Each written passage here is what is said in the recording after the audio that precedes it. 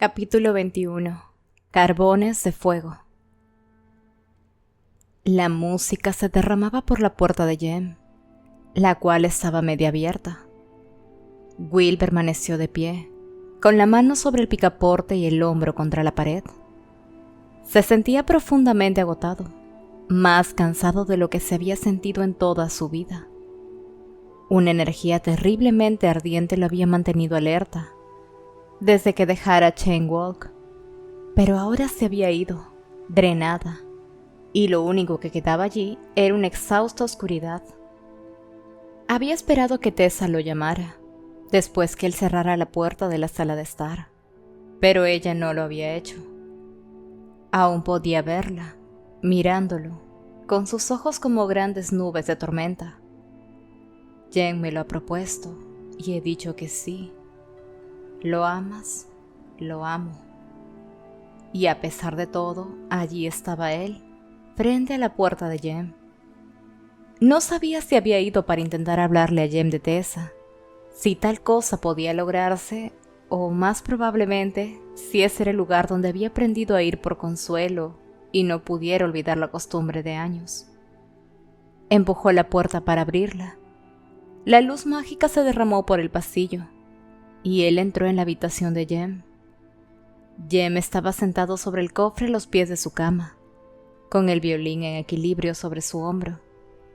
Tenía los ojos cerrados mientras deslizaba el arco sobre las cuerdas, pero las esquinas de sus labios se arquearon cuando su Parabatai entró a la habitación y dijo: «¿Will? ¿Eres tú, Will?» «Sí», dijo Will. Estaba de pie, justo en la entrada de la habitación, con la sensación de que no podía ir más lejos. Jem dejó de tocar y abrió los ojos.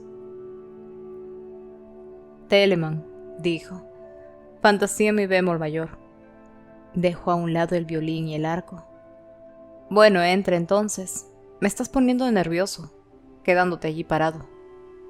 Will dio unos pasos más al interior. Había pasado tanto tiempo en esa habitación que la conocía tan bien como la propia. La colección de música de Jem, libros, el estuche donde vivía su violín cuando no lo estaba tocando, las ventanas que dejaban parches cuadrados de luz solar, el cofre que lo había acompañado todo el tiempo desde Shanghái, el bastón con su empuñadura de jade apoyado contra la pared, la caja con Kuan Yin dibujada sobre la tapa, que contenía la medicina de Jem, el sillón en el que Will había pasado incontables noches vigilando el sueño de Jem, contando sus respiraciones y orando. Jem levantó la mirada. Sus ojos eran luminosos, ninguna sospecha los teñía, solo la simple felicidad de ver a su amigo. «Me alegra que estés aquí». «A mí también», dijo Will con aspereza. Se sentía incómodo y se preguntó si Jem podía percibirlo. Nunca antes se había sentido incómodo cerca de su Parabatai. Eran las palabras, pensó, allí en la punta de la lengua, rogando por ser dichas. «Tú lo ves, ¿no es así, Jem? Sin Tessa no hay nada aquí para mí. No hay alegría, no hay luz, no hay vida. Si tú me amas, me dejarás tenerla. No puedes amarla como yo lo hago, nadie podría. Si eres en realidad mi hermano, harías esto por mí». Pero las palabras permanecieron no dichas, y Jem se inclinó hacia adelante, con su voz baja y confidente. «Will, hay algo que quería decirte, cuando no hubiera nadie más alrededor». Will se preparó. Eso era todo. Jem iba a contarle de su compromiso, y él iba a fingir estar feliz y no tener ganas de arrojarse por la ventana, que era lo que desesperadamente quería hacer. «¿Y qué es eso?» El sol brillaba sobre el cabello de Jem cuando agachó la cabeza. «Debí hablar contigo antes, pero nosotros nunca hemos hablado de temas de amor entre nosotros, y contigo siendo tan cínico como eres...» Sonrió. «Pensé que te burlarías de mí por eso, y además nunca creí que existiera la posibilidad de que ella correspondiera a mis sentimientos». «Tessa», dijo Will. El nombre de ella era como cuchillos en su boca. La sonrisa de Jem fue luminosa, encendiendo su rostro por completo, y cualquier esperanza que Will abrigara en alguna secreta cámara de su corazón de que, quizás, Jem realmente no la amara, desapareció, desvaneciéndose como niebla ante un fuerte viento. «Tú nunca has eludido tus deberes», dijo Jem, «y sé que habrías hecho lo posible por salvar a Tessa en el almacén de la casa de té, quien quiera que ella fuese. Pero no pude dejar de pensar que la razón por la cual estabas tan empeñada en salvarla era porque sabías lo que ella significa para mí». Echó su cabeza hacia atrás y su sonrisa se hizo incandescente. ¿Adiviné correctamente o soy un idiota estúpido? Eres un idiota, dijo Will y tragó fuerte, pasando por su garganta seca. Pero estás en lo correcto. Sabía lo que ella significa para ti. Jem sonrió. Will pensó que su felicidad estaba impresa por sobre todo su rostro, sus ojos. Nunca le había visto una mirada tan semejante. Él siempre pensó en Jem como una presencia tranquila y pacífica. Siempre pensó que aquella alegría, como la ira, era una emoción demasiado extrema y humana para Jem. Ahora se percataba de que estaba bastante equivocado. Simplemente Jem no había sentido una felicidad como esa con anterioridad. Al menos no desde que sus padres murieron, imaginó Will. Pero Will nunca lo había considerado. Siempre había hecho hincapié en si Jem estaba a salvo, en si iba a sobrevivir, pero no en si era feliz. Jem es mi gran pecado. Tessa había estado en lo correcto, pensó. Había querido que ella rompiera con Jem costara lo que costase. Ahora se daba cuenta que no podía. Deberías al menos creer en que conozco el honor y el deber, le había dicho a Jem, y tenía que cumplirlo. Le debía su vida a Jem. No podía quitarle lo que Jem quería más que cualquier otra cosa, incluso si eso significaba la propia felicidad de Will. Por Jem, con quien no solo tenía una deuda que nunca podría pagar, sino que, como el juramento decía, era alguien a quien amaba con su propia alma. Jem no solo parecía más feliz, sino más fuerte, pensó Will, con un color saludable en sus mejillas y la espalda erguida. Tendría que disculparme, dijo Jem. Fui demasiado severo con respecto a la guarida de los Ifrits. Sé que simplemente estabas buscando paz. No, estabas en lo correcto al... No lo estaba. Jem se puso de pie. Sí fui duro contigo. Fue porque no puedo soportar ver que te tratas a ti mismo como si no valieras nada. Sin importar qué, parte de ti actúa en forma contraria. Siempre te veré como lo que eres en realidad, mi hermano de sangre. No solo eres mejor de lo que finges ser, sino que eres mejor de lo que la mayoría de las personas podrían esperar a ser. Puso una mano sobre el hombro de Will con suavidad. Tú eres digno de todo, Will. Will cerró los ojos. Vio el negro basalto del salón del consejo, los dos círculos ardiendo sobre el piso. Jem saltando desde su círculo al de Will, del modo que habitaran el mismo espacio, circunscripto por el fuego. En aquel entonces los ojos de Jem eran aún negros, grandes en su pálido rostro. Will recordaba las palabras del juramento de su Parvati. Donde sea que vayas yo iré, donde tú mueras yo moriré, y allí seré sepultado. El ángel será mi testigo y aún más, hasta que la muerte nos separe a ti y a mí. Aquella misma voz le hablaba ahora. Gracias por lo que hiciste por Tessa, dijo Jem. Will no podía mirar a Jem. En lugar de ello miraba hacia la pared, donde las sombras de ambos se mezclaban en relieve, de modo que uno no podría decir dónde terminaba el cuerpo de un muchacho y dónde empezaba el del otro. Gracias por observar al hermano Enoch mientras quitaba fragmentos de metal de mi espalda más tarde. Jem rió. ¿Para qué otra cosa están los Parvati?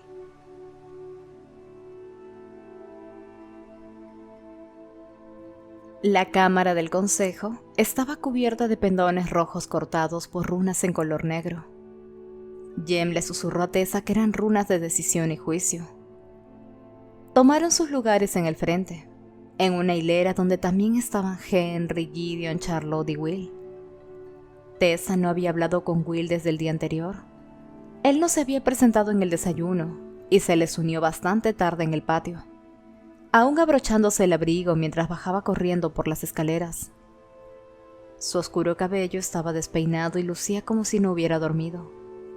Parecía tratar de evitar la mirada de Tessa, y ella a su vez evitó devolvérsela, a pesar de que podía sentirla fluctuando sobre ella de vez en cuando, como calientes motas de ceniza sobre su piel. Jem era un perfecto caballero. Su compromiso aún era secreto, y además de sonreírle cada vez que ella lo miraba, su comportamiento no fue de ningún modo fuera de lo común. Mientras se acomodaban en sus asientos en el consejo, sintió que le frotaba suavemente el brazo con los nudillos de su mano derecha, antes de apartarse. Podía sentir que Will, observándolos desde el final de la fila donde estaba sentado, no miró en su dirección. En sitial sobre la plataforma elevada en el centro de la cámara, se sentaba Benedict Lightwood, su perfil de águila apartándose de la muchedumbre en el consejo, la mandíbula erguida. Detrás de él se ubicaba Gabriel, quien, como Will, lucía exhausto y sin afeitar. Miró una vez a su hermano, mientras Gideon tomaba asiento deliberadamente entre los cazadores de sombras del instituto. Gabriel se mordió el labio y bajó la mirada hasta sus zapatos, pero no se movió de donde estaba sentado. Tessa reconoció algunos rostros más en la audiencia. La tía de Charlotte, cálida, estaba allí, así como el demacrado Aloysius Starwater, a pesar que se había quejado sin duda de no haber sido invitado. Los ojos del hombre se entornaron cuando cayeron sobre Tessa, y ella se giró rápidamente hacia el frente de la habitación. «Estamos aquí», dijo el cónsul Wayland cuando tomó su lugar ante el atril, con el inquisidor sentado a su izquierda, «para determinar en qué medida Charlotte y Henry Bramwell han prestado asistencia a la clave. Durante la pasada quincena, en el asunto de Axel Morming, y si, como Benedict Lightwood ha reclamado, el Instituto de Londres estaría mejor en otras manos». El inquisidor se levantó. Tenía algo en sus manos, que brillaba en color plata y negro. «Charlotte Bramwell, por favor avanza hasta el atril». Charlotte se puso de pie y subió las escaleras hasta el escenario. El inquisidor bajó la espada mortal, y Charlotte envolvió sus manos alrededor de ella. En voz baja relató los acontecimientos de las últimas 2 semanas. La búsqueda de Mormon en los recortes de periódicos y relatos históricos, la visita a Yorkshire, la amenaza contra los Herondale, el descubrimiento de la traición de Jesse, la lucha en el almacén, la muerte de Nate. Nunca mintió, aunque Tess estaba consciente que dejaba detalles de lado aquí y allí. Aparentemente la espada mortal podía ser engañada, pero solo ligeramente. Hubo varios momentos durante el relato de Charlotte en los que algún miembro del consejo reaccionó en forma audible, inspirando con fuerza, arrastrando los pies, sobre todo ante la revelación del rol de Jessamine en el procedimiento. «Yo conocí a sus padres», Tessa oyó murmurar a la tía de Charlotte, cálida, desde la parte trasera del salón. «Terrible asunto, terrible». «¿Y dónde está la chica en este momento?», exigió saber el inquisidor. «Está en las celdas de la ciudad silenciosa», dijo Charlotte. «Espera el castigo por su crimen. He informado al cónsul de su paradero». El inquisidor, quien había estado paseándose de arriba abajo de la plataforma, se detuvo y miró a Charlotte agudamente a la cara. «Has dicho que esa chica era como una hija para ti», dijo. «¿Y aún así la has entregado a los hermanos de buena gana? ¿Por qué harías algo como eso?» «La ley es dura», dijo Charlotte, «pero es la ley». La boca del cónsul Wayland se curvó hacia un lado. «Y aquí, tú has dicho que ella sería demasiado suave con los infractores». «Benedict», dijo, «¿algún comentario?» Benedict se puso de pie. Claramente había decidido disipar sus puños hoy y estos sobresalían, blancos como la nieve de las mangas de su chaqueta de tuiga oscura medida. «Tengo un comentario», dijo. «Apoyo de todo corazón a Charlotte Branwell en su liderazgo sobre el instituto, y renuncio a mi reclamo por una posición allí». Un murmullo de incredulidad corrió por la multitud. Benedict sonrió amablemente. El inquisidor se volvió y lo miró con recelo. «Entonces, lo que estás diciendo es», repitió, «que a pesar del hecho de que estos cazadores de sombras asesinaron a Nathaniel Gray o fueron responsables de su muerte, a nuestro único enlace con Mormain, a pesar del hecho de que una vez más albergaban un espía bajo su techo, a pesar del hecho que aún no saben dónde está Mormain, ¿tú recomendarías a Charlotte y Henry Branwell para dirigir este instituto?» «Quizás ellos no sepan dónde está Mormain», dijo Benedict, «pero saben quién es. Como el gran estratega mundano Sun Tzu dijo, en el arte de la guerra, si conoces a tus enemigos y te conoces a ti mismo, puedes ganar 100 batallas sin una sola pérdida. Ahora sabemos quién es Mormain en realidad. Un hombre mortal, no un ser sobrenatural. Un hombre temeroso de la muerte. Un hombre empeñado en la venganza por lo que él considera la muerte inmerecida de su familia. Ni siquiera tiene compasión por los submundos. Utilizó hombres lobo para que lo ayudaran a construir su ejército mecánico con rapidez. Los alimentó con polvos para mantenerlos trabajando durante todo el día, sabiendo que esos mismos polvos matarían a los lobos y asegurarían el silencio. A juzgar por el tamaño del almacén que usó y el número de trabajadores empleados, su ejército mecánico será considerable. Y juzgando por sus motivaciones y los años que ha estado planeando sus estrategias de venganza, él es un hombre con el que no se puede razonar, que no puede ser disuadido, que no puede ser detenido. Y eso es algo que no conocimos con anterioridad». El inquisidor miró a Benedict, enmudecido, como si sospechara que algo malo estaba sucediendo, pero sin imaginar qué podría ser.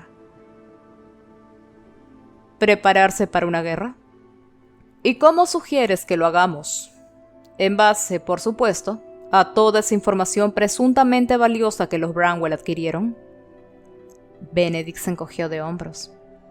«Bueno, por supuesto eso es algo que el Consejo debería decidir con el tiempo, pero Mormain ha intentado reclutar a poderosos submundos, como Gulsi Scott y Camille Vercourt a su causa. Es posible que no sepamos dónde está, pero conocemos sus métodos y podemos atraparlo de ese modo, quizás aliándonos con algunos de los líderes más poderosos del submundo. Charlotte parece tener algunos de ellos al alcance de su mano, ¿no lo crees así?» Una risa débil corría por el consejo, pero no se estaban riendo de Charlotte. Estaban sonriendo junto con Benedict. Gabriel observaba a su padre, con sus verdes ojos ardiendo. «¿Y la espía en el instituto? ¿No llamarías a eso un ejemplo de su negligencia?», dijo el inquisidor. «No del todo», dijo Benedict. «Ella trató todo el asunto con rapidez y sin muestras de compasión». Él le sonrió a Charlotte, una sonrisa parecida a una navaja. «Me retracto de mi afirmación anterior sobre la blandura de su corazón. Claramente ella es tan capaz de hacer frente a la justicia con impiedad, como cualquier hombre». Charlotte palideció, pero no dijo nada. Sus pequeñas manos aún estaban muy quietas sobre la espada. El cónsul Wayland suspiró en forma entrecortada.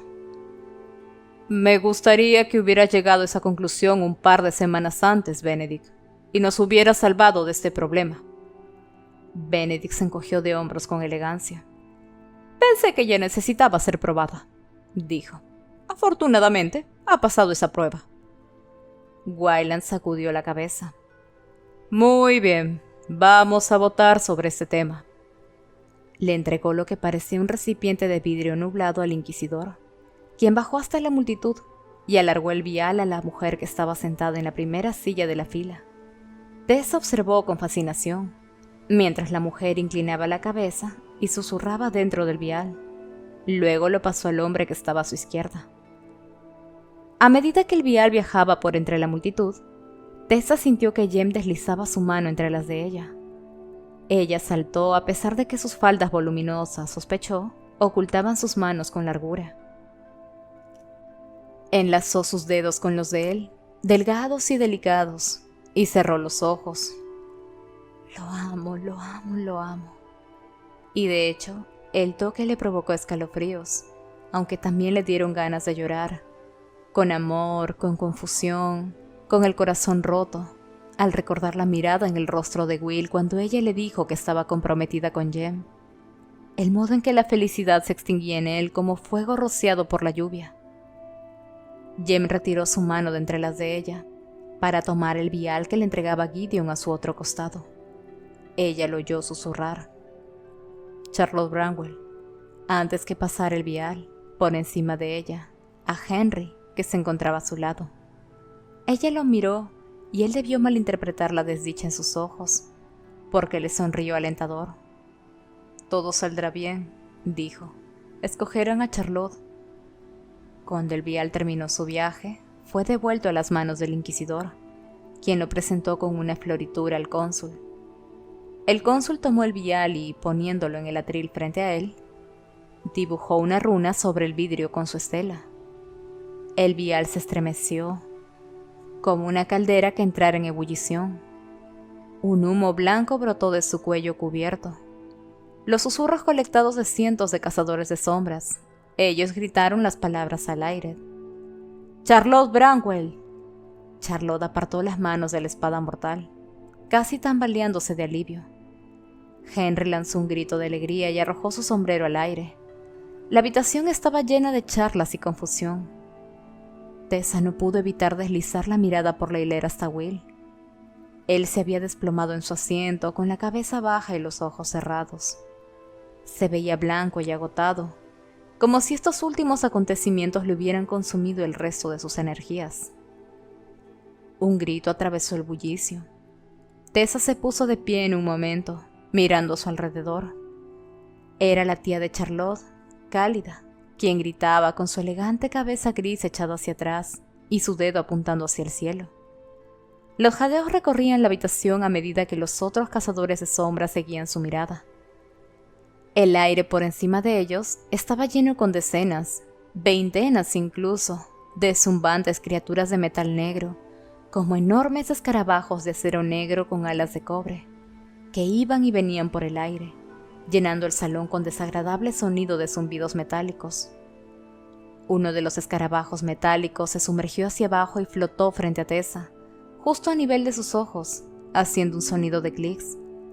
No tenía ojos, aunque había una placa circular de vidrio en la parte plana de delante de la cabeza.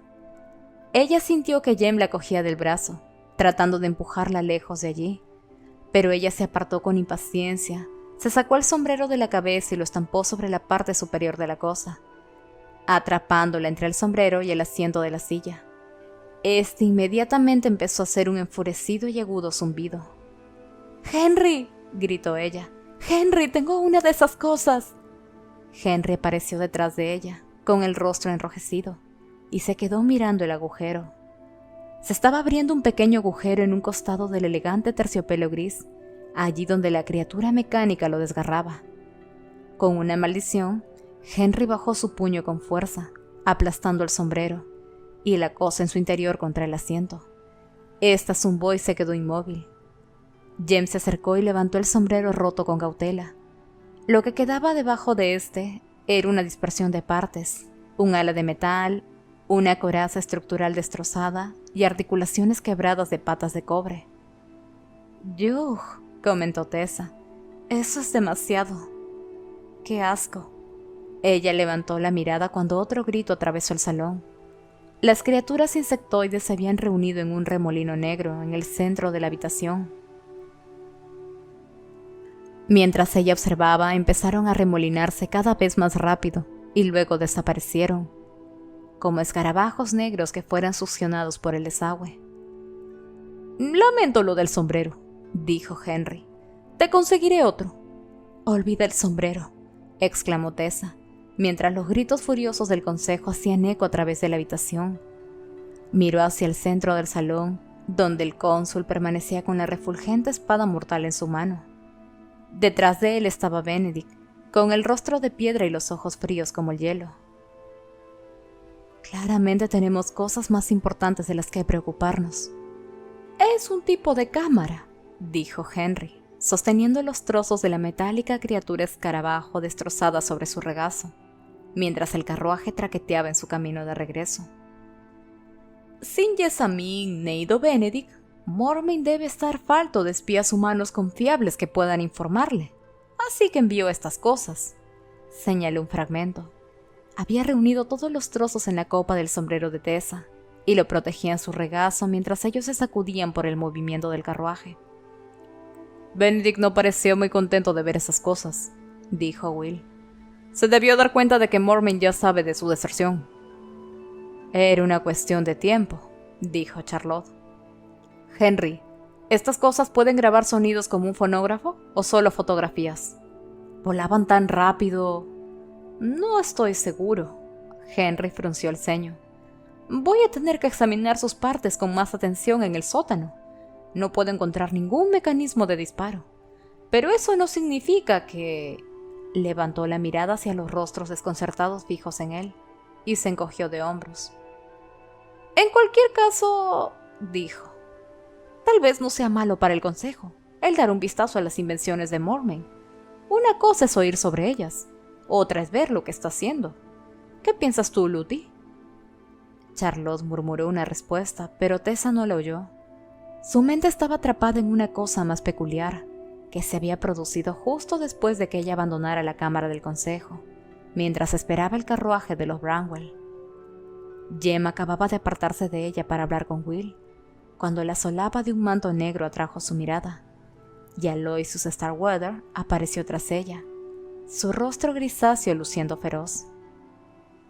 «Señorita Grey», ladró. «Esa criatura mecánica, el modo en que se aproximó a usted». Tessa permaneció en silencio, observando, esperando que él la acusara de algo, aunque no podría imaginarse de qué. «¿Está todo bien?», dijo el hombre abruptamente, y al final su acento de Yorkshire pareció de repente muy pronunciado. «¿Le ha hecho daño?». Lentamente Tessa sacudió la cabeza. «No, señor Starkweather. Gracias por su amabilidad al preocuparse por mi bienestar, pero no». Para ese entonces, Jem y Will se habían vuelto y estaban observando. Como si fuera consciente de estar atrayendo la atención, Starkweather asintió bruscamente con la cabeza, dio media vuelta y se marchó, su capa desigual flotando tras él. Tessa no podía encontrar ni pies ni cabeza a todo ese asunto. Justo estaba pensando en su breve tiempo en la cabeza de Starkweather y en el asombro que él sintió cuando la vio por primera vez, cuando el carruaje se detuvo de un tirón frente al instituto. Aliviados de verse libres de su confinamiento, los cazadores de sombras y Tessa se dejaron caer sobre el sendero.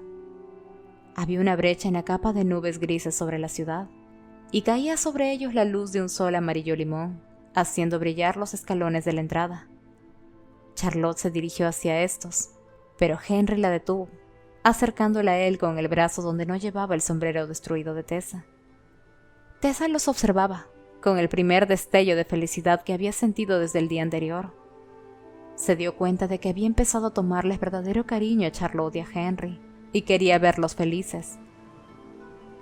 «Lo que debemos recordar es que todo ha ido tan bien como esperábamos», dijo Henry sosteniéndola con fuerza. «Estoy muy orgulloso de ti, querida». Tess habría esperado un comentario sarcástico de Will en ese momento, pero él tenía la mirada perdida en las puertas. Gideon se veía avergonzado, y Jem como si estuviera satisfecho. Charlotte se alejó de Henry ruborizándose furiosamente y enderezando su sombrero, pero se veía obviamente encantada. «¿De verdad, Henry?» «Absolutamente. No solamente mi esposa es bella, ella es brillante y esa brillantez debería ser reconocida». «Aquí», dijo Will sin apartar la mirada de las puertas, «es cuando Jessamine te habría dicho que te detengas porque la estabas enfermando». La sonrisa se desvaneció del rostro de Charlotte. «Pobre Jessie». pero la expresión de Henry era inusualmente dura en él. Ella no debió hacer lo que hizo, Luty. No es tu culpa. Solo podemos esperar que el consejo la juzgue con indulgencia. Se aclaró la garganta. Y vamos a dejar de hablar de Jessamine por hoy, ¿de acuerdo? Esta noche es para celebrar. El instituto aún es nuestro. Charlotte le sonrió, con tanto amor en los ojos que Tessa tuvo que apartar la mirada hacia el instituto. Parpadeó. En lo alto del muro de piedra, sus ojos captaron un destello de movimiento. Una cortina se apartó en la esquina de una ventana, y ella pudo ver un rostro pálido que miraba hacia abajo. ¿Sophie buscando a Gideon? No podía estar segura. El rostro se vio tan pronto como apareció. Tessa se vistió con especial cuidado esa noche, con uno de los nuevos vestidos que Charlotte le había proporcionado. Satén azul con un corsé ligero en forma de corazón y un profundo corte de escote redondo sobre una camiseta de encaje de malinas. Las mangas eran cortas y acanaladas, mostrando sus largos brazos blancos, y ella se había peinado el cabello en rizos, sujetándolos hacia arriba y hacia atrás en un arreglo entrelazado con oscuros pensamientos azules. No fue hasta después que Sophie los hubiera fijado cuidadosamente sus cabellos que Tessa se dio cuenta de que estos eran del color de los ojos de Will, y de pronto quiso quitárselos, pero, por supuesto, no hizo nada de eso, sino que simplemente le agradeció a Sophie por sus esfuerzos y la felicitó sinceramente por cuán graciosamente se enrulaba su cabello. Sophie bajó antes que ella, para ir a ayudar a Bridget en la cocina. Tessa se sentó automáticamente frente al espejo, para morderse los labios y pellizcarse las mejillas. Necesitaba color, pensó. Estaba inusualmente pálida. El pendiente de jade estaba bajo el encaje de malinas, donde nadie podría verlo. Sophie lo había mirado mientras Tessa se vestía, pero no hizo comentarios. Ella recogió el colgante del ángel mecánico y se lo sujetó también, alrededor de su garganta.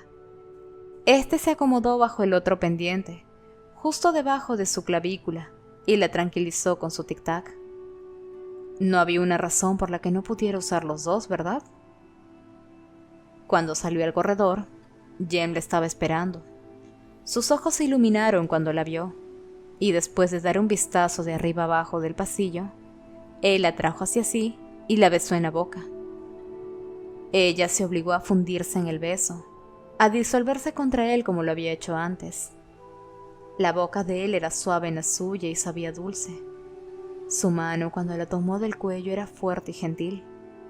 Ella se acercó más, deseando sentir el latido del corazón de Jem. Él se echó hacia atrás sin aliento. No era mi intención hacer esto.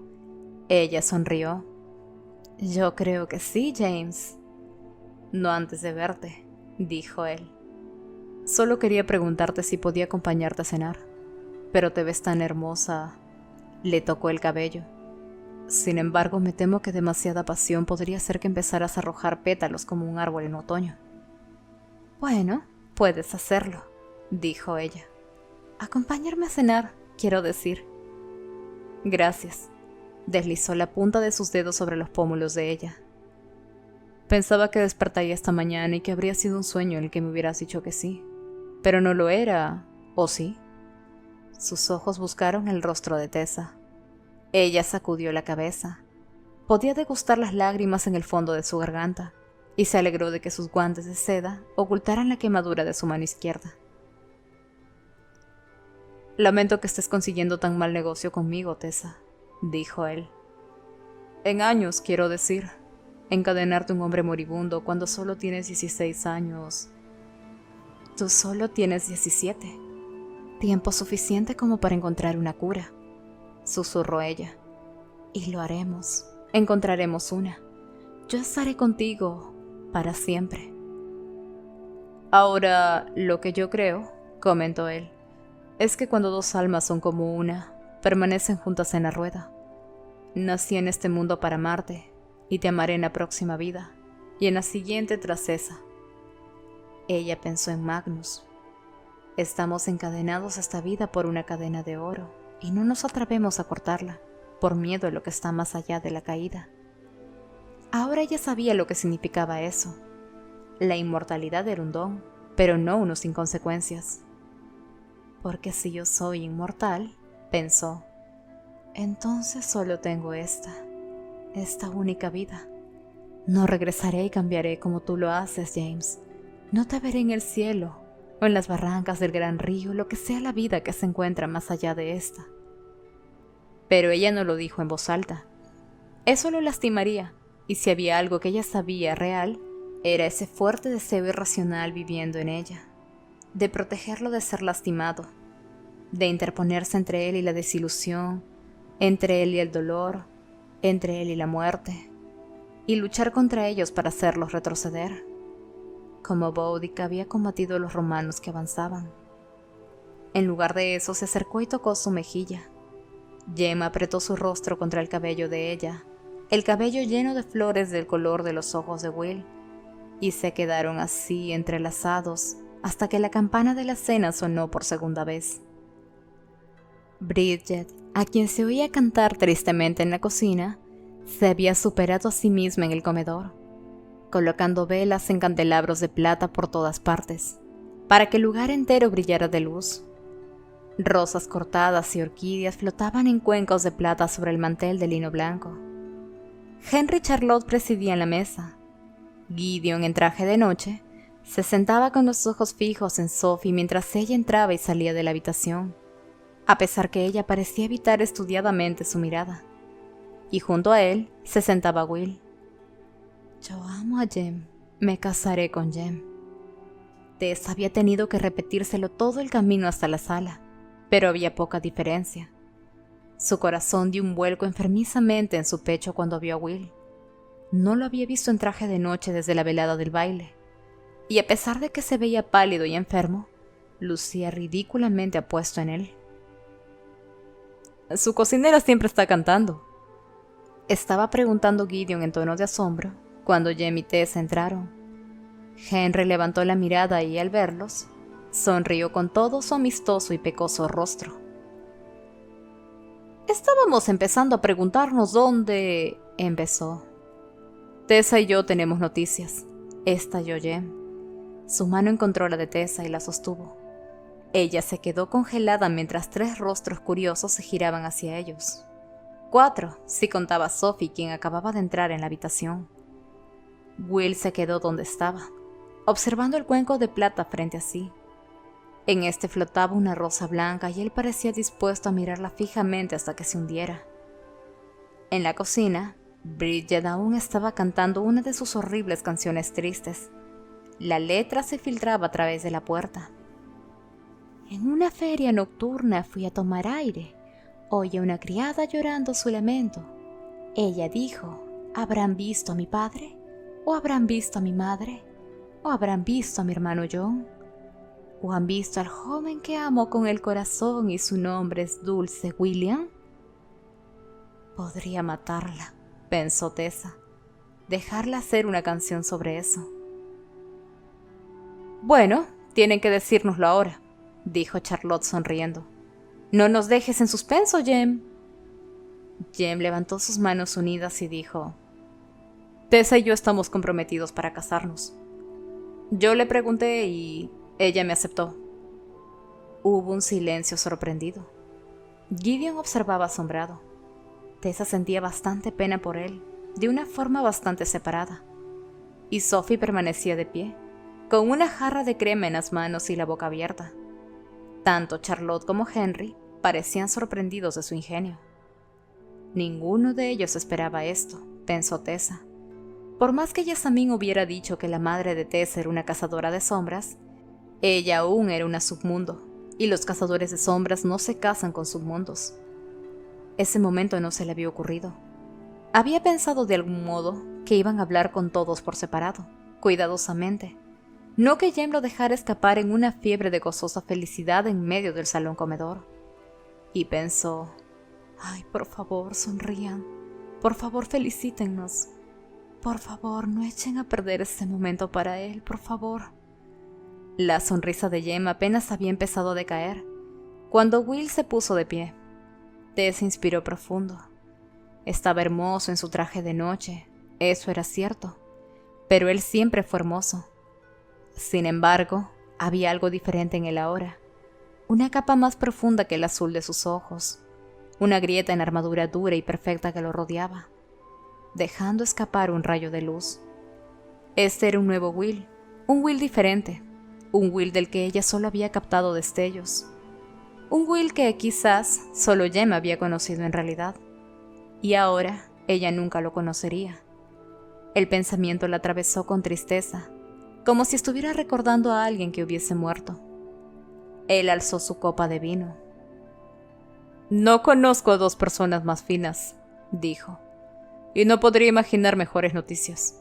Que su vida juntos sea larga y feliz». Sus ojos buscaron los de Tessa, y luego se apartaron de ella, fijándose en Jem. «Felicidades, hermano». Después de su discurso se produjo un diluvio de otras voces. Sophie dejó la jarra y corrió a abrazar a Tessa. Henry y Gideon estrecharon la mano de Jem, y Will permanecía observando todo, aún sosteniendo la copa en su mano. A través del parloteo feliz de las voces, solo Charlotte estaba silenciosa, su mano apretada contra su pecho. Tessa se inclinó preocupada sobre ella. «Charlotte, ¿todo está bien?» «Sí», dijo Charlotte y luego levantó la voz. «Sí, es solo que tengo noticias propias. Buenas noticias». «Sí, querida», dijo Henry. «Hemos ganado el instituto de vuelta, pero todo el mundo ya lo sabe». «No, no eso, Henry. Tú...» Charlotte hizo un sonido parecido a un hipido, mitad risa, mitad lágrimas. «Henry y yo vamos a tener un hijo, un niño. El hermano Enoch me lo dijo. Yo no quise decir nada antes, pero...» El resto de sus palabras fue ahogado por el incrédulo alarido de alegría de Henry. Él levantó completamente a Charlotte de su asiento y la apretó en sus brazos. «Querida, eso es maravilloso, maravilloso». Sophie dio un gritito y palmoteó. Gideon se veía como si estuviera tan avergonzado que, probablemente, podría morirse en ese mismo lugar. Y Will y Jem intercambiaron sonrisas desconcertadas. Tessa no pudo evitar el sonreír. El placer de Henry era contagioso. Él danzaba un vals con Charlotte a través de la habitación una y otra vez, pero se detuvo súbitamente horrorizado de que bailar el vals pudiera ser malo para el bebé y la sentó en la silla más cercana. «Henry, soy perfectamente capaz de caminar», dijo Charlotte indignada, «incluso de bailar». «Mi querida, estás indispuesta. Debes permanecer en cama por los próximos 8 meses. El pequeño Buford...» «No voy a llamar Buford a nuestro hijo. No me importa si es el nombre de tu padre o es un nombre tradicional de Yorkshire». Charlotte empezaba a exasperarse cuando sonó un golpe en la puerta y Cyril asomó la cabeza. Él observó la escena gozosa frente a sí y dijo vacilante: «Señor Branwell, hay alguien aquí para verlos a todos». Henry parpadeó. «¿Alguien para vernos? Pero esto es una cena privada, Cyril, y no ha ido a sonar la campanilla». «No, ella es una Nephilim», dijo Cyril, «y dice que es muy importante. No va a esperar». Henry y Charlotte intercambiaron miradas llenas de confusión. «Bueno, está bien entonces», dijo Henry al fin. «Déjale entrar, pero dile que debe ser rápido». Cyril desapareció. Charlotte se puso de pie, se alisó el vestido y acomodó su cabello revuelto. «¿Será la tía Cálida, quizás?», preguntó con voz dubitativa. «No puedo imaginar quién más». La puerta se abrió de nuevo, y Cyril entró, seguido por una joven de unos 15 años. Ella llevaba un manto negro de viaje sobre un vestido verde. Incluso si Tessa no lo hubiera visto antes, sabría quién era ella, al instante. La hubiera reconocido por su cabello negro, por el azul violáceo de sus ojos, por la graciosa curvatura de la garganta, los delicados ángulos de sus rasgos, la plena forma de su boca. Oyó que Will contenía una súbita, violenta respiración. «Hola», dijo la muchacha, en una voz sorprendentemente suave y sorprendentemente firme a la vez. «Me disculpo por interrumpir su hora de la cena, pero no tengo otro lugar para ir. Soy Cecily Herondale, verá. Vine para ser entrenada como una cazadora de sombras.